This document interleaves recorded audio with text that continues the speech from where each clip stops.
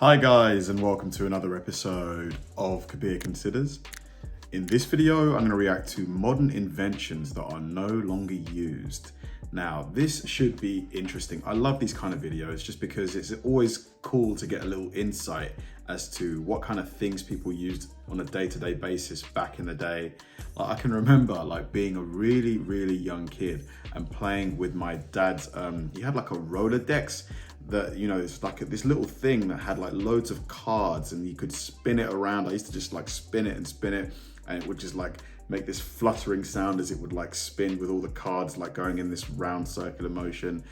Yeah, that was cool. But as soon as, mobile phones came into play, that was it. It was over. Because you could just save phone numbers in there and just, having cards and stuff just completely, I think people still have cards now, but I don't think they're used anywhere nearly as much as they were back in the day. Everybody's got a business Instagram page or a business, social media page. You just don't need to carry physical cards anymore. So yeah, this video should be quite interesting. Let's do it. There are many inventions that have enhanced our lives, but a lot of them are things that we no longer use. The smartphone has replaced most of these old technologies. Yep. In their time, they were pioneering devices, but now they have resorted to just being pieces of history.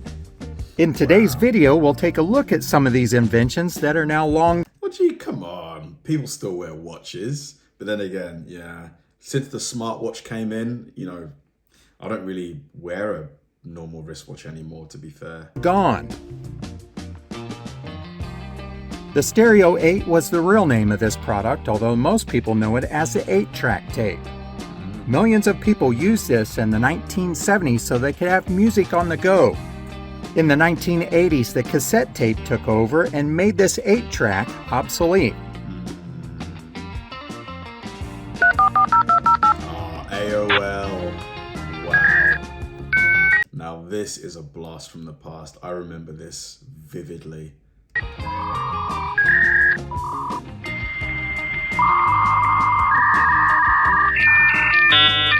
Before there was cable internet and Wi-Fi, people used their analog telephone line to connect to the internet. Yep, you couldn't use the phone while you were on the internet. I remember that. So we could only use it for half an hour a day. After dialing a number, the computer would use the modem to send and receive information to another computer. For all you youngsters out there, a modem was just short for modulator-demodulator. If you ever used one of these, then patience was certainly something you needed. The connection was often slow, and it was also broken and interrupted at times. Not only that, but the phone could not be used at the same time to make calls. Oh man, I remember the very first website I ever went on in my life was DragonBallZ.com because I wanted to find out what episode Goku turned into a Super Saiyan. I know most of you are thinking, what the heck are you talking about, Kabir? But yeah, to any of you fellow Dragon Ball Z fans, you know exactly what I mean. It was around, what year was this? I think it was 1999, just on the turn of the millennium. That's when I first went on the internet. The Wing calculator was revolutionary during its time in the 1960s. It made it possible for people to do complicated math, which included square roots and raising numbers to powers. If you look at them now, they just look like antique mini computers, which they are. The Walkman came out in 1979, and it made it possible for everyone to listen to their own personal music without disturbing anyone else. I had one of those. These devices took off in the 1980s, and they pioneered that awkward headphone look that we all see today. I had one of those for a year, but then the CD player quickly replaced it in the late 90s, 98-ish. Yeah, and then I got an iPod mini in 2006 or something like that. The Walkman played cassette tapes, which meant there was no instant rewind or fast forward to the next song. The Walkman sold more than 400 million devices long before the iPod hit the market. If you hand this device off to any kid today, they would have no clue how to operate it. The portable television was never as big of a hit as the Walkman was. This was mainly due to the fact that they were still somewhat bulky and hard to lug around, plus there was a limited amount of channels. I'd love to have one of these though. It would be so cool just to have it as an ornament in like the corner of a room. These were used in the 1960s and 1970s, and Sony was the first company to mass produce them. I'm sure it's no surprise that the actual name of this device was the Sony Watchman. The Watchman. Pagers or beepers were used by many people long before cell phones became readily available or affordable. In the 1980s, it was common for doctors and rappers to have them, but everyday people also used them. The system would forward incoming calls and messages so that information could be shared. The communication was instant and the network never got overloaded. However, cell phones have sent these to the trash dump. So could you only basically send a brief message on a pager, or could you actually make and receive calls on there? It doesn't look like you can receive calls, so you could just get like a text. It was almost like just a sole purpose texting device. Is that right? After the Sony Walkmans became popular, Sony Discman came out. Yeah. It was a portable CD player that was invented in 1984, although it wasn't until the 1990s when it took off in popularity. The sound was much better than a cassette tape in the Walkman, but you couldn't run with them or use them in the car. So annoying because the CD would jump and then it would mess up the song, or if you scratch the CD, it would it would just get so weird. Or they would skip while playing music. Yeah. The other downside to them is that CDs would easily scratch. Whether you had the Walkman or the Discman, you had to have cases for all of your music. One plus for the Discman was that fast forward and rewind was instant with a push of a button. Everyone felt high tech with these, but if you break one out now, most people will just stare at you. I'm sure there's people walking around with these though. Like here in London, there's an area called Shoreditch or Brick Lane that are very sort of hipster and cool and trendy. People like walk around with vintage stuff. I'm sure there's people there with these. I think in America, is Seattle the kind of like trendy, hipstery type place? Somewhere in New York, maybe? Long before thumb drives and the cloud, computer users would need to use a floppy disk in order to save their work or files. Wow. Storage is very limited on these floppy disks when you compare it to today's standards, but modern computers have much more storage, so it has rendered these floppy disks obsolete. The peak usage for these was in the 1980s and 1990s. They could hold up to 2.8 megabytes, which is great for a simple text file. Is that it? 2.8 meg? That's not even a song. Wow, so you'd have like probably thousands of these. The time, but it's barely enough for a photo or two in today's modern age.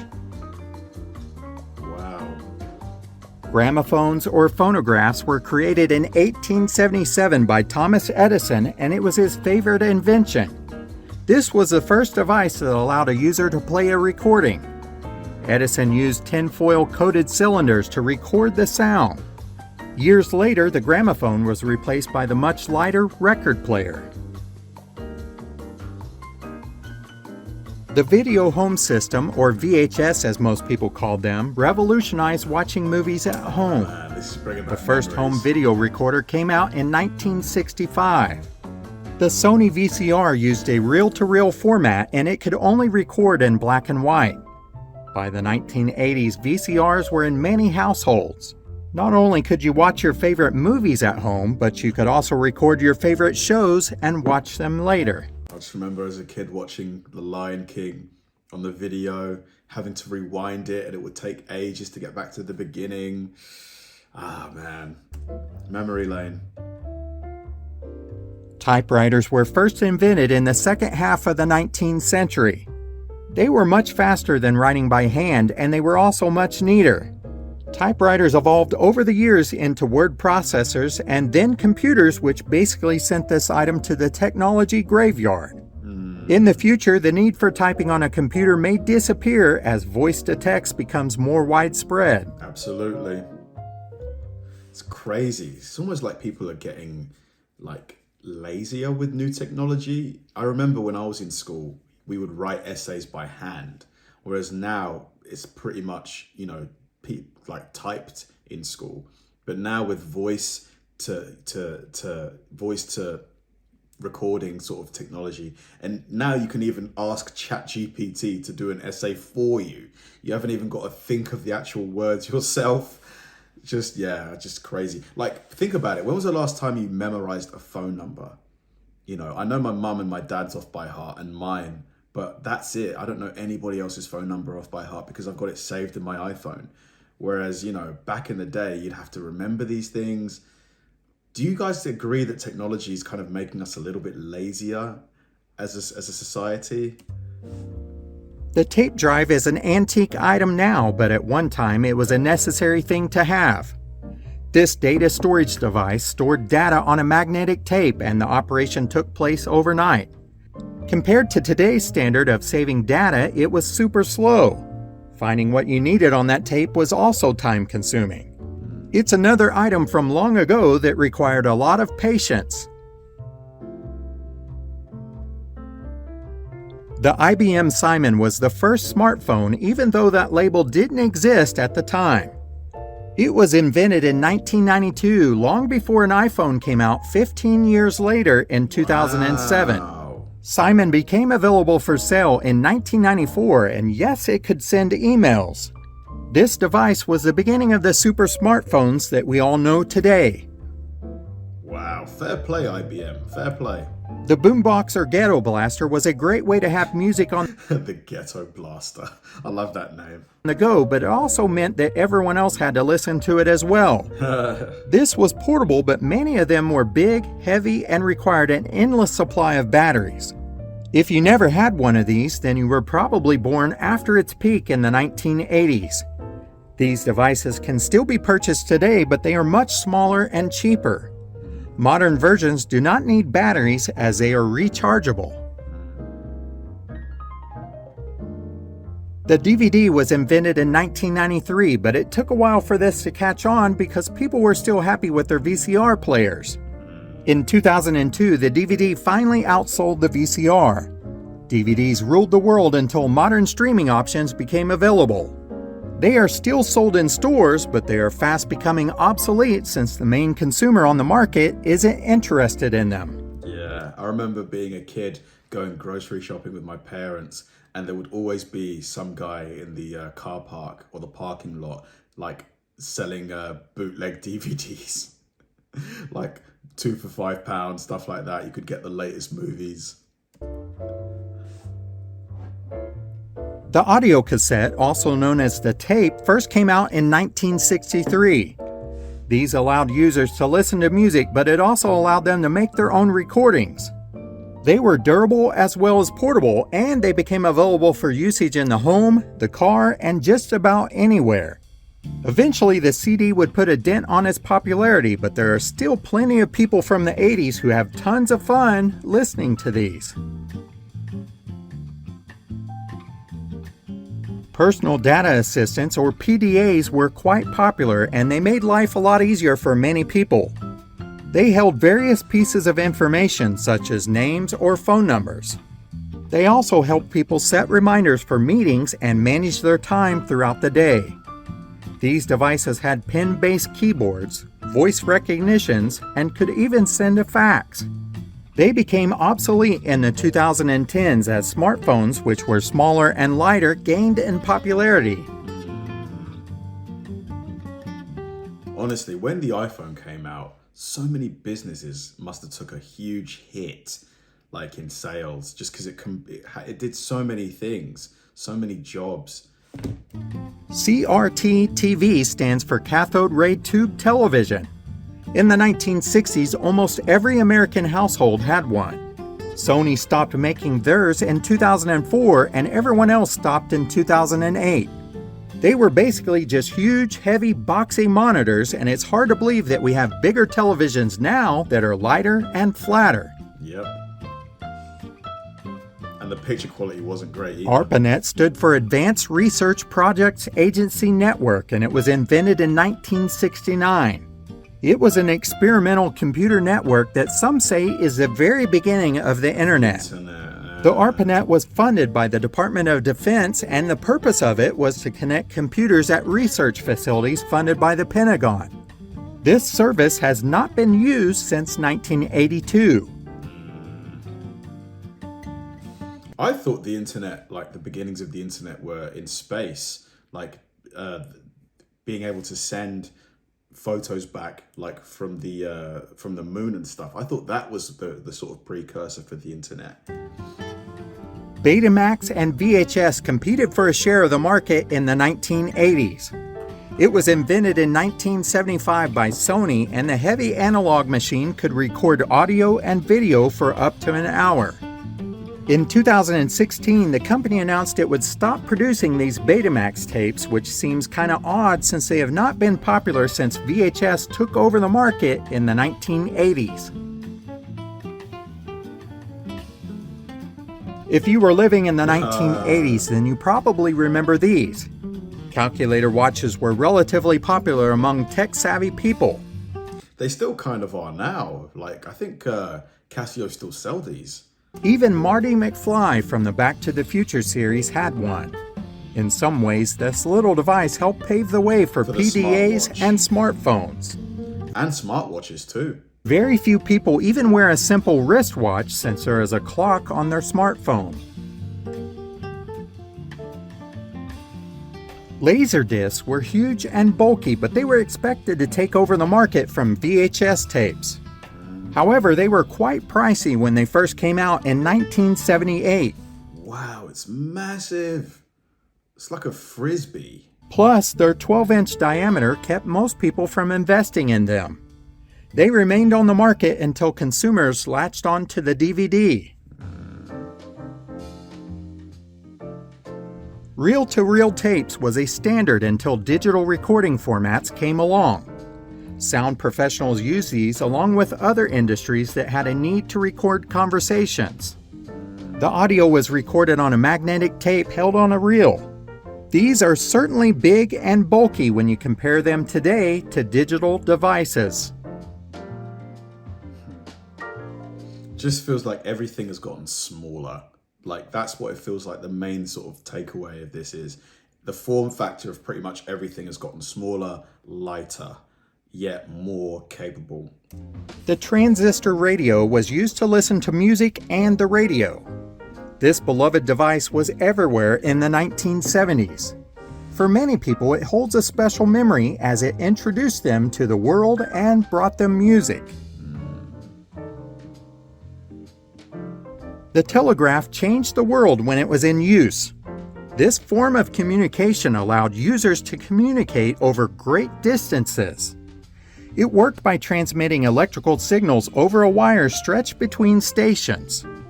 This device was the foundation for many other communication inventions such as the telephone, fax, and the internet. Wow, so this was the beginning. Are there any of these things, like inventions, that you guys still have in your homes? Let me know in the comment section. I'm sure that many of these devices are something you're familiar with, and perhaps you have some special memories associated with them. Of course, there are many others that could have been mentioned, so let us know what those are. As always, thank you so much for watching. Awesome video. So much nostalgia. That video just has me feeling a certain kind of way, honestly. Like, what's the word? Melancholy, like nostalgic, just makes me like, even though what we have now is better. Let's be honest, it is better. Life just felt so much simpler back then. Maybe because I was a kid and obviously I didn't have any responsibilities.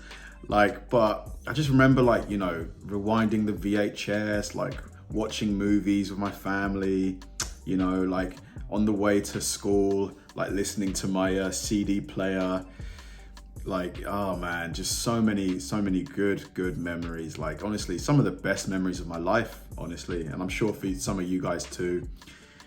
Yeah, like, obviously it's fantastic the way technology has advanced, and I'm sure in 20 years, touch wood, I'll look back on these days and think, wow, I remember when I had an iPhone and that did this and did that. because obviously we'll have something even better, in future. But yeah, just whenever you see videos like this, for me particularly, they always make me feel a certain kind of way. Thanks for watching, guys, and I'll see you in the next one.